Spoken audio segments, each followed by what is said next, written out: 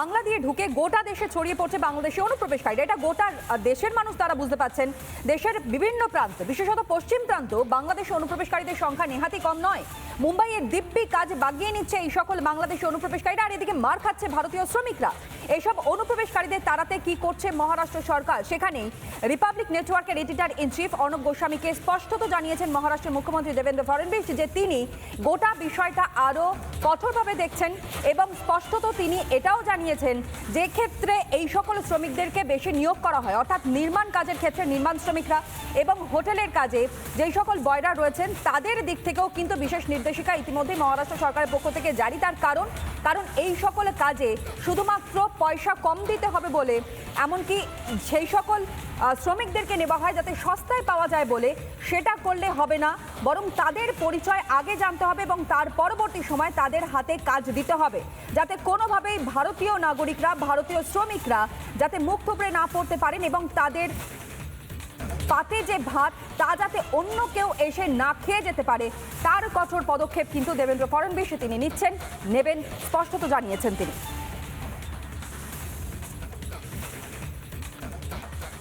केंद्र सरकार भी कह रही कि बांग्लादेशियों को पकड़ के आइडेंटिफाई करके बाहर कीजिए।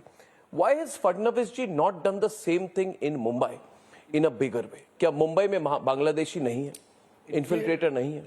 पहली बात तो यह है कि ये रिपोर्ट बहुत चिंताजनक है और हमारे लिए भी ये रिपोर्ट आई ओपनर है। जिस प्रकार से ये पॉपुलेशन बढ़ रही है जी, मुझे ऐसा लगता है कि इसकी चिंता तो करनी होगी। जहाँ तक बांग्लादेशियों का सवाल है, देखिए मैं कोई बहुत उसके बारे में विज्ञापन करके तो चीज़ें नहीं करता हूँ, लेकिन जो बांग्लादेशी डिपोर्ट हुए हैं उसमें शायद सबसे बड़ा हिस्सा ये मुंबई का और महाराष्ट्र का है। मैं आपको बता रहा हूँ, ये मुंबई का और महाराष्ट्र का है। और आज पब्लिसाइज नहीं करेंगे। ये पब्लिसिटी की बात नहीं है, देखो उसमें कोई स्कोर करने की बात नहीं है, ये तो हमारा कर्तव्य है। और मैं आपको आज बता रहा हूं कि हम लोग आगे भी ये करते रहने वाले हैं। अभी हम लोगों को इनकी मोडस ऑपरेंडी ध्यान में आ गई है। ये लोग पश्चिम बंगाल में आते हैं, पश्चिम बंगाल में कागजात तैयार करते हैं और फिर कागजात तैयार करके मुंबई में आते हैं। अभी इस मोडस ऑपरेंडी को हमने रिवर्स ट्रैक कर लिया है और उसके कारण कैसे ट्रैक किया? जो जितने लोगों को पकड़ा उनका इन्वेस्टिगेशन करके हमने उसकी एक एक कड़ी समझ ली है और उस कड़ी को समझकर अब इनका रूट क्या है ये हमने तय किया है।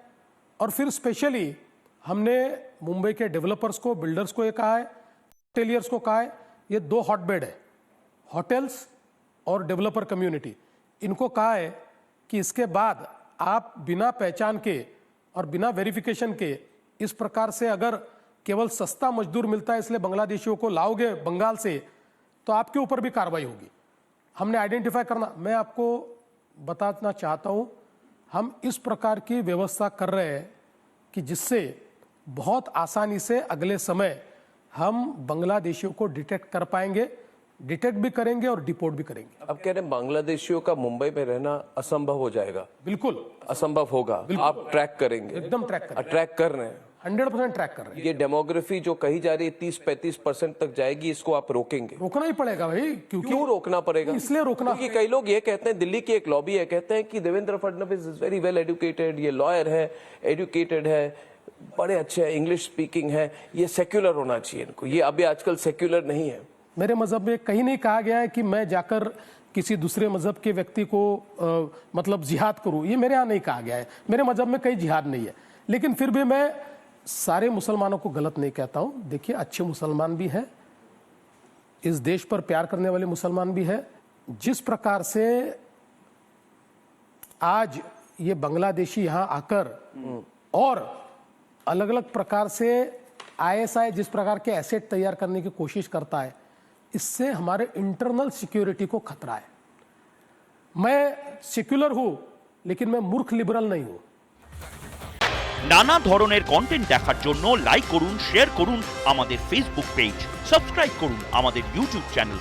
পাশাপাশি অন্যান্য ব্রেকিং নিউজের জন্য অবশ্যই চোখ রাখুন রিপাবলিক বাংলায়।